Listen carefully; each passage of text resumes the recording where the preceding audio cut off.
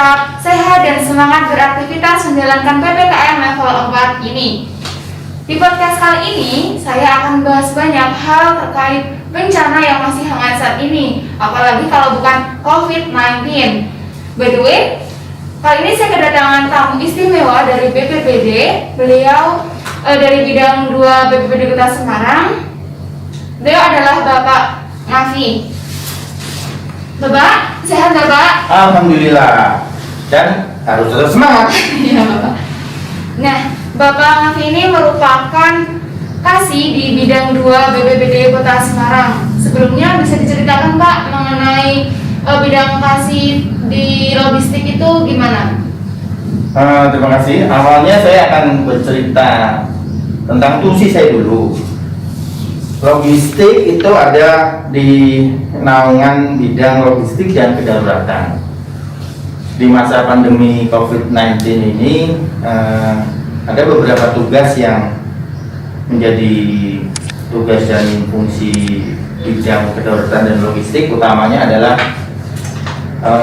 pendistribusian logistik yang secara temporer ini diminta Pak Wali untuk bisa disampaikan ke masyarakat yang terdampak.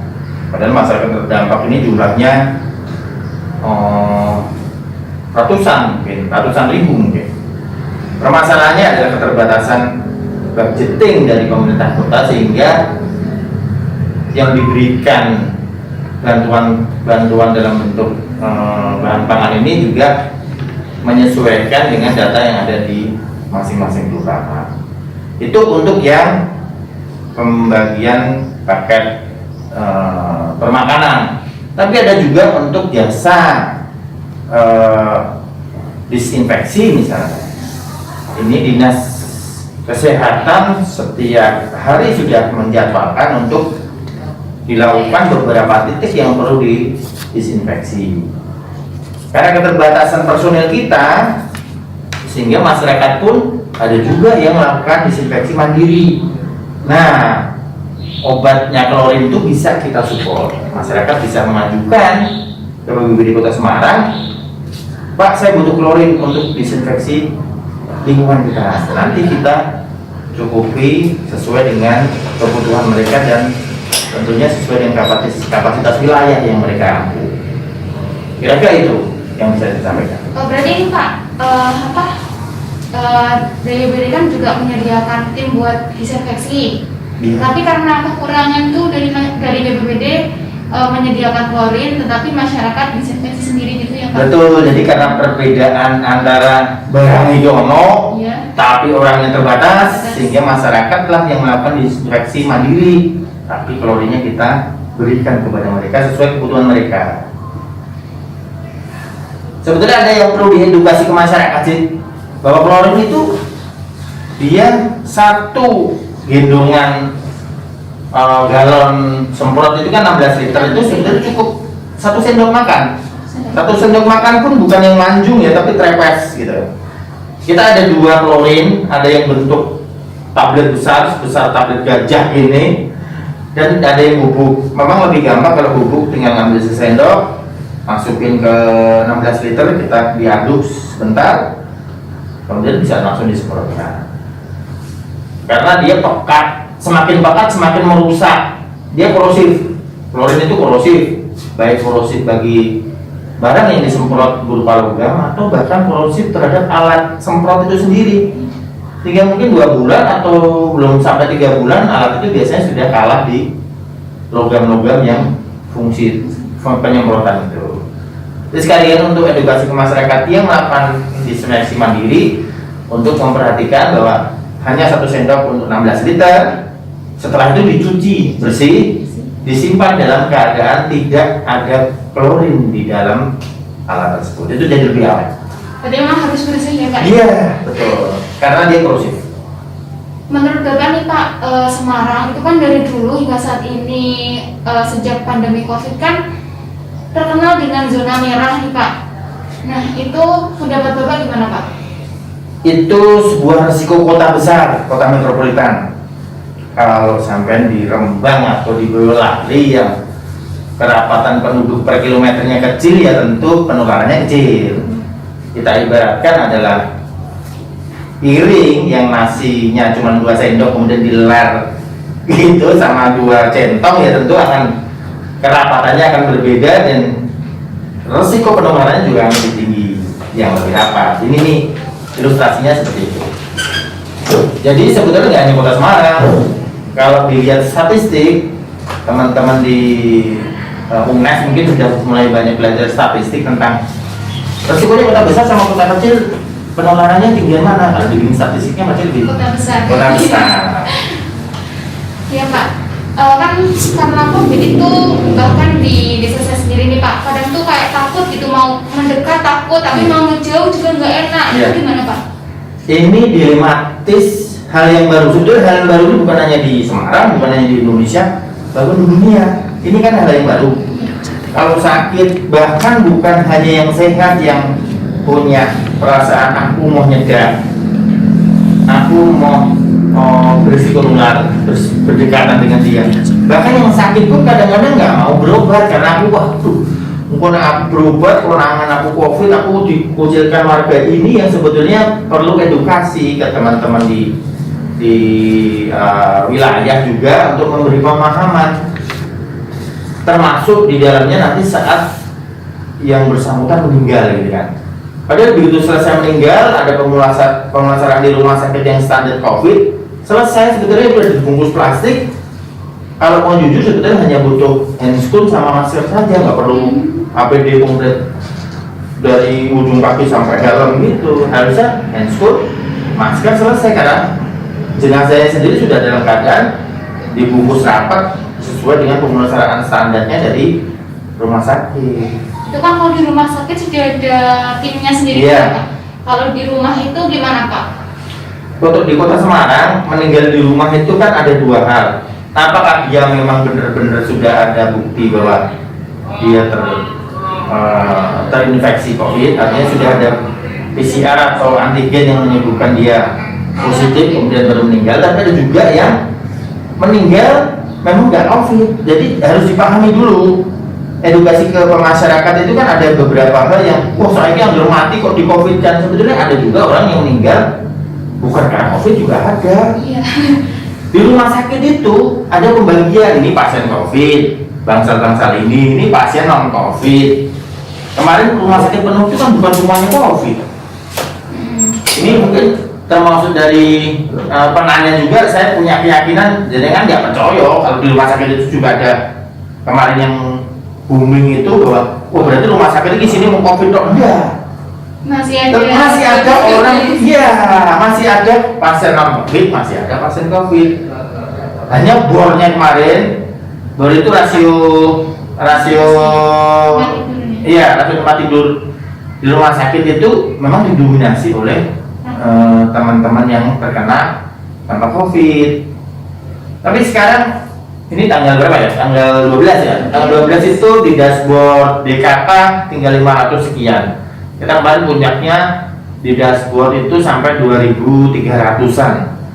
Itu di dashboard ya. Di dashboard itu artinya masih sudah terdata di DKK dalam tanda kutip apakah di isolasi mandiri, di isolasi terpusat atau di rumah sakit. Yang di isolasi mandiri mungkin lebih dari 2.000 sekian tadi, mungkin bisa 2 kali atau 3 kali lipat. Dan disinilah sebetulnya COVID ini bukan urusan pemerintah saja, masyarakat juga terlibat. masyarakat juga sama. Bencana itu bukan urusan BPBD saja. Masyarakat itu dulu bencana itu dulu ada 3 ya. Ada 3 yang terlibat di dalamnya, pemerintah, masyarakat, dan dunia usaha. Tapi kemudian berkembang, ada pentahelik, ada media dan akademisi seperti jenengan-jenengan ini. Sebenarnya COVID itu juga sama, harusnya pentahelik, seharusnya multi helix, semuanya harus terlibat. Itu yang perlu dipahami, termasuk pertanyaan yang sensitif tadi tentang Pak, kalau ada tetangga yang sakit terus kemudian kita nggak berani deketin, justru itulah kenapa muncul Jogo Tonggo, kenapa itu muncul program apa mas itu mas yang gerbang bencana itu setingkat kota itu ada sejenis Jogo Tonggo yang fungsinya sama, memberi supporting kepada warga yang sedang isolasi. Dia isolasi, dia butuh makan, begitu dia keluar nyari makan diomongi. Itu solusinya gimana? Itu solusinya kanan kirinya supporting dong. Itulah yang diajarkan oleh agama kita, yang diajarkan oleh etika budaya kita, harusnya seperti itu. Memang di sebagian daerah ada yang spontan rusak ya, artinya mau cedak gitu kan. Wah, aku nggak mau resikonya kan. Ada yang kayak gitu. Ketularan. Iya.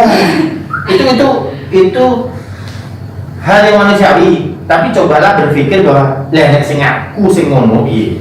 Iya, kembali Nah, caranya gimana? Balikin ke kita lagi. Bahwa memang kita juga nggak punya jaminan. Wah, aku sudah divaksin sudah nggak bakalan kena. Nggak ada sekarang. Pak, berarti yang meninggal di rumah karena COVID itu juga masih tanggung jawab pemerintah ya Pak? Gini, meninggal itu ada COVID dan nggak ada COVID, Iya. kan sebetulnya tanggung jawab masyarakat setempat. Maaf adik-adik, Iya. Muslim kan? Iya, Pak. Hukumnya Muslim memperlakukan jenazah sudah tahu ya, standar aja lah. Iya. Bahwa nggak ono sih mau mati ngubur awak di sama. Yang dosa ya masyarakat di situ Iya. sama. Kalau misalnya terjadi sebuah kematian orang meninggal dan masyarakat di situ cuek membiarkan si jenazah itu tidak tertangani, yang dosa ya masyarakat di situ. Nah, sebetulnya ada mekanisme adat sendiri di masing-masing kelurahan atau desa yang mereka ada relawan. Kalau sekarang menyebutnya relawan, zaman dulu kan tidak ada relawan, tahunya ya pokoknya tim makam gitu lah, atau nadir pengurus makam. Itu masing-masing kelurahan ada. Hanya begitu ini muncul pandemi COVID ini, mereka kan pemahamannya bahwa meninggal dalam keadaan normal, tidak ada risiko tertular dan seterusnya. Nah, biasanya kalau yang meninggalnya itu terkena COVID, sebelum meninggalnya di rumah, alurnya bukan langsung dikuburkan, tapi biasanya dievakuasi dulu ke tempat pemulasaran standarnya, ke rumah sakit misalnya. Di situ cuma pemulasaran aja, nanti balik lagi ke makam, nggak balik ke rumah. Berarti langsung ke makam ya? Iya, langsung ke makam. Termasuk disolatkannya pun juga biasanya di dekat sekitar makam. Karena sholat jenazah itu bisa dilakukan di mana aja, kan berdiri ya. Iya. Bisa di dalam mobil jenazahnya, yang penting kepalanya madep ngalor, kemudian jamaahnya ada di sebelah timur. Iya. Selesai, dilakukan di mana aja dalam keadaan berdiri kok. Nah, untuk yang ini Pak, karena di Semarang kan bukan hanya warga Semarang aja nih, ada yang dari luar kota.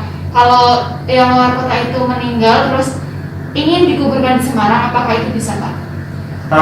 Sejauh yang saya alami banyak dilakukan itu. Sebaliknya, meninggal di Semarang kemudian pengen dimakamkan di daerah lain, misalnya mau dibawa ke Madiun lah, mau dibawa ke Kediri misalnya. Salah satu syaratnya adalah lokasi yang dituju, tim satgas wilayahnya baik kecamatan maupun kelurahan, utamanya Babinsa, Babin Kamtipmas dan Lurah, itu menyetujui. Jadi bukan yang variabel kuncinya bukan di pengirim, tapi justru di titik penerima. Kalau titik penerimanya oke, clear, deal, siap, Langsung. nah itu bisa dikirim. Ini beberapa kali teman-teman dari BPBD Kabupaten Kota, kebetulan ada yang lintas provinsi kemarin di Banten dan di Tangerang, kemudian yang masih dalam provinsi itu dari Batang sama dari Pekalongan, itu menanyakan, Mas ini saya mau kirim ini, mekanismenya seperti apa? Gitu kan. Mekanismenya udah kontak belum dengan tujuannya, tujuan kelurahan mana, Babinsa setempat sudah tidak diberitahu apakah setuju atau enggak, itu poinnya ada di penerima, betul. Jadi bisa, jadi jangan hiperbolik, artinya jangan dibesar-besarkan bahwa dengan adanya pandemi ini kita ada pembatasan nggak boleh dimakamkan di luar, dia meninggal gimana enggak. Kita mekanisme itu masih ada. Dan satu syaratnya tadi dikirim itu mesti dalam sudah selesai pemulasaran standar COVID, jadi dia dibungkus. Pakai peti. Ya, di kafani plastik baru di peti. Jadi ada beberapa packing yang dia, dan itu aman. Yang tadi saya cerita di awal kan sebetulnya hanya butuh handscoon itu latex, sarung tangan karet sama masker, nggak perlu coverall sebetulnya sih. Kalau ini Pak, masyarakat kan yang kita tahu sekarang tuh udah diberlakukan 6M, tapi ya masyarakat masih acuh. Mereka tuh nggak peduli, kayak ya udah COVID itu kayak nyata ya gimana, nggak nyata ya gimana. Nah itu gitu Pak. Itu mentalitas sih sebetulnya. Itu mentalitas. Ilustrasinya gini, ada orang yang masa bodoh gitu, itu ada di lokasi mana? Ada orang yang tak prokes itu di lokasi mana? Itu bisa dilihat dari pemahaman mereka tentang COVID ini, mulai dari apakah dia menerima berita-berita yang searah dengan arah kebijakan pemerintah, atau justru malah bertentangan dengan arah kebijakan pemerintah. Ada juga loh orang yang pinter akademisi tapi dia tidak setuju dengan apa yang dilakukan oleh pemerintah seperti ini, dan kemudian dia bilang tidak ada COVID itu konspirasi dan lain-lain. Tapi tidak apa-apa sih, yang penting rasa aja. Kalau sakit ya sakit tahu dewi. Iya Pak. Tapi kan nggak bisa. Pemerintah nggak bisa memberi pelayanan pilih kasih. Wah, kowe sing pro be aku tak layani. Sing ini tidak bisa. Kita semua. Karena itu semua masyarakat Indonesia. Iya. Kalau masalahnya sekarang jenengan tadi nanya, bagaimana kalau ada orang yang acuh tak acuh dengan kondisi seperti ini? Ya sebetulnya sama kayak jenengan mengingatkan teman yang rokok di ruang AC, Mas, Bu, jangan rokok di sini. Tapi kan kadang-kadang nggak tegel atau nggak waktu. Oke Bu, ya oke Bu, dan lain-lain. Sebetulnya itu masalah mental. Ada orang yang rokok tapi dia punya mentalitas yang bagus, mungkin ini AC ya, ini nggak rokok. Oh gitu. Rokok ini nggak betul, Terima kasih. sama masker juga gitu. Ini untuk kepentinganku atau untuk kepentingan orang lain. Kan masker ini bisa untuk kepentinganku, bisa untuk kepentingan orang lain. Mentalitas dia, kapan dia pakai masker? Kira-kira itu. Berarti dari si orangnya aja dia sadar apa enggak? Iya. Tapi teman-teman mahasiswa juga nggak boleh dalam tanda kutip udah itu mentalitas terus selesai. Harusnya kan? Terus perannya apa? Perannya ya minimal ngomong. Ini kan usaha ngomongin pelan-pelan atau ngomong sekali aja. Urusan hasil itu bukan domain manusia lagi. Iya. Yang penting sudah berusaha. Ya, mendingan lo balang dulu. Apakah dia balas balang? Dia merespon dalam tanda kutip? Kalau enggak, itu bukan domain jenengan, itu domain CGW.